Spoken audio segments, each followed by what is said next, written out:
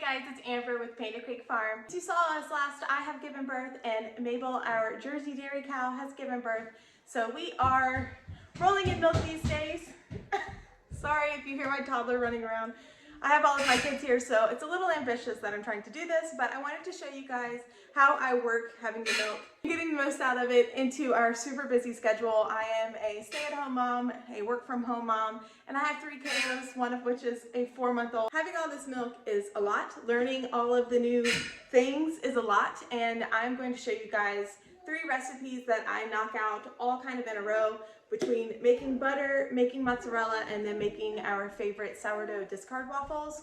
With all of this goodness, I use the butter and the buttermilk in that. I want to show you guys how I do this. It's really simple and I can squeeze it into our day without much stress at all. This is the pot that I use for my cheeses. It's just a heavy bottom stainless steel pot I got on Amazon. It's nothing really fancy, but it does work really well for holding temperature and making sure that nothing scorches on the bottom. This is how I'm gonna have the video so I can show you everything. Excuse our mess, we live here. But first I take this little ladle. I'm going to ladle all of your cream off. So I don't know how good I'm gonna be able to get this on camera, but you can see the cream line. Mabel is still holding back a lot of cream for her calf, even with me milking her, but it's okay. I'm gonna skim that off and put it in here. I've been making butter in here just by shaking it. It's really, really easy, it's really fast, and it leaves me less dishes. I'm not getting enough cream to use my big, giant butter churner, so I've just been using this guy, and it works super well. Ignore the dates. When we first started getting milk, I tried using dry erase marker, think that it would come off of these plastic lids, and it did not, so heed my warning, it gets baked on there. So this is not from 818. So I just take it and skim the cream off. You can use a cream separator. I haven't been, just because I don't feel like cleaning it, and with a lot of kids and everything, it's a lot. I get the cream off, I just kind of swirl the milk around, then I pour it into my pot. This mozzarella recipe is from Venison for Dinner, and it is a skimmed mozzarella, so you can use both the cream and then your skimmed milk. So you get 2 for 1, and the mozzarella is really, really, really easy. So I've already skimmed the cream off of this one, so I'm just gonna pour this one in. Oh. So that is the cream. Oh, my double chin looks great. Then I just take my jar and clean off any mess that I made on the outside. Put the lid on it, I'm gonna shake this. Go ahead and put a thermometer over here in my milk. For my thermometer, I just run it up through the little handle. The heat on to medium. This burner sucks.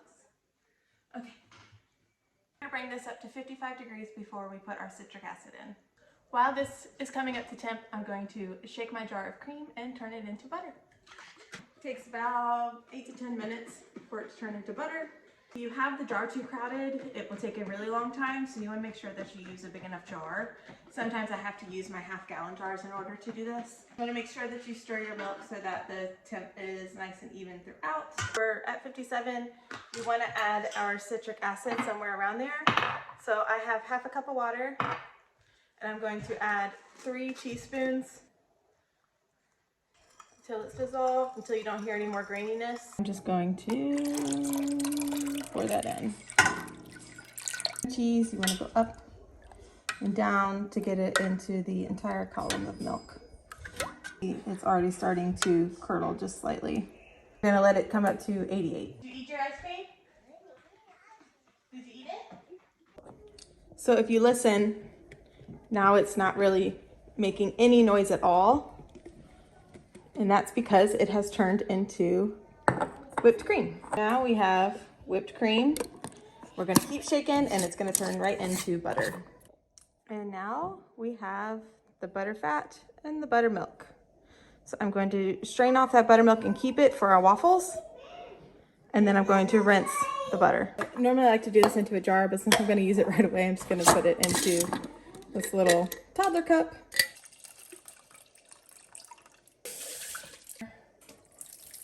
And rinse the butter off. I don't even know if y'all can see this.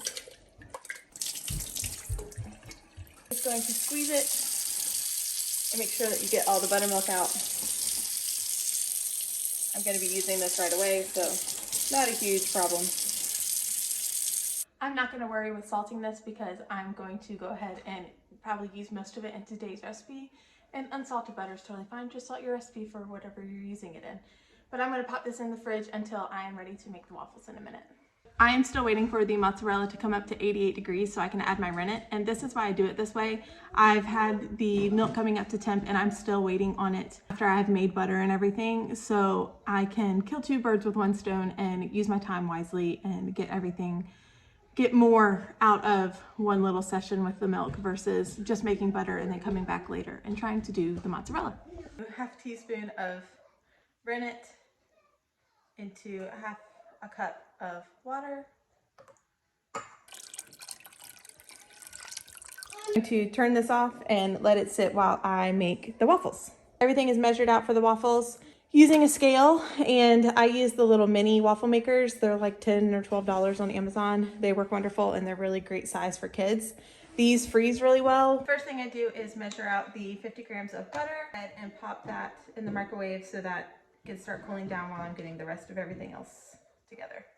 I'm going to use my unfed starter. Just use this to discard right into. Somebody used all of my eggs, so I'm going to have to use applesauce, and the only one that we have is strawberry. So we'll see how this goes. I've never done this before. So we have our buttermilk, our sourdough discard, and our applesauce instead of eggs. I'm just going to mix this one up, and then I'm going to add the butter in.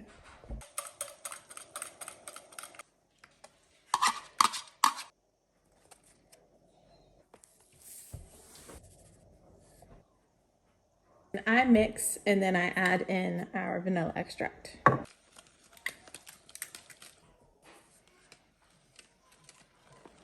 This is thicker than my normal batter, but I'm sure it will be fine.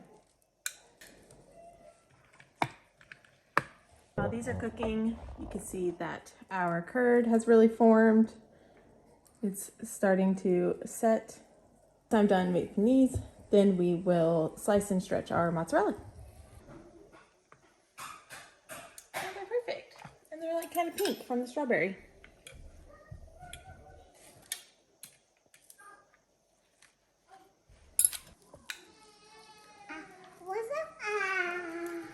I'll give you some. Hold on. Here. You're welcome. So this is with the applesauce. I've never done that before. I think they turned out pretty good. Here's one of the chocolate chip ones. My son loves these. These are his favorite. Waffles are done. My kids have already devoured a whole bunch of them. And I have strained some of the whey off of this cheese, probably about half a gallon or so. But I find it makes it easier to bring it back up to temp to stretch it if there's not quite as much whey in there. I'm going to go ahead and turn this back on medium heat and cut these curds and start working this into one big ball.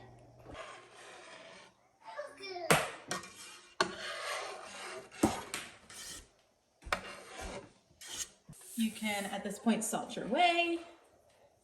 See our curds in here. Sorry if you hear my baby. I have a helper now. She just woke up from her nap. So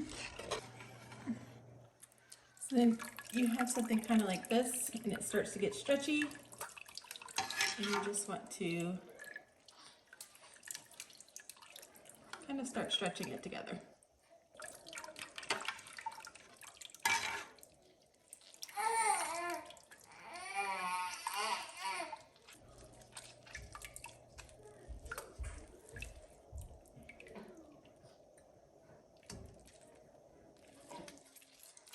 But that's pretty much it. I'll probably work it a little bit more. But we just use this on pizzas, lasagna, eat it plain. It makes a great string cheese. Okay, everything is done. We have the whey, we have the waffles are down here, and then the mozzarella. Butter is in the fridge.